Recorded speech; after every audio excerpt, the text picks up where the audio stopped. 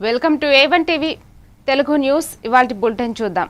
కృష్ణా జిల్లా పామరు నియోజకవర్గంలో P4 కార్యాలయంలో 10వ తరగతిలో అత్యధిక మార్కులు సాధించిన ప్రభుత్వ పాఠశాల విద్యార్థులను ఎమ్మెల్యే వర్లకుమార్ రాజా సన్మానించారు.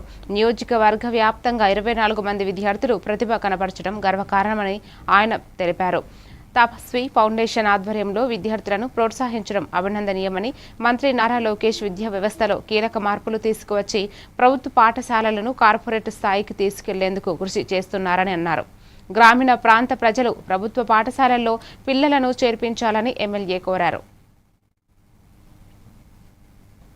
శాసనసభ్యుడికి గౌరవం తెచ్చే విధంగా 10వ తరగతి పిల్లలు గవర్నమెంట్ స్కూల్ అంటే ప్రభుత్వం ఏర్పాటు చేసిన బళ్లలో బ్రహ్మాండంగా చదువుకొని కార్పొరేట్ స్కూల్కి ప్రైవేట్ స్కూల్కి ధీటుగా పోటీపడి తనదైన శైలిలో ప్రభుత్వ స్కూల్లో చదివిన బిడ్డల సత్తా ఏంటో ఈరోజు చూపించారు.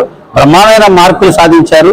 పోటీ పడి ఈరోజు ప్రభుత్వ ప్రైవేట్ స్కూల్ని దాటి ప్రైవేట్ స్కూల్ 24 మంది పామర్ నియోజకవర్గ వ్యాప్తంగా మండల స్థాయి నియోజకవర్గ స్థాయి టాపర్స్ని ఈ రోజున వాళ్ళందరినీ కూడా సన్మానించుకున్నాం. వాళ్ళందరినీ నా చేతుల మీదుగా సన్మానించడం చాలా గర్వంగా ఉంది.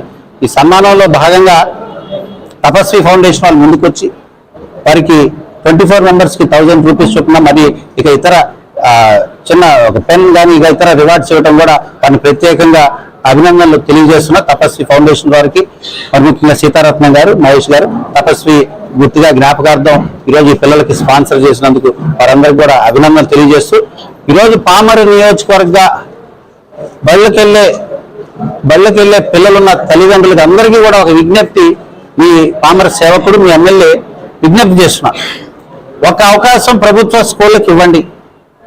మీ ఇంటి దగ్గరలో ఉన్న ప్రైవేట్ స్కూళ్లకు దూరంగా ఉన్న ప్రైవేట్కి ఒక టీచర్ ఉండే విధంగా బ్రహ్మాండంగా తెలివితేటలు బ్రహ్మాండంగా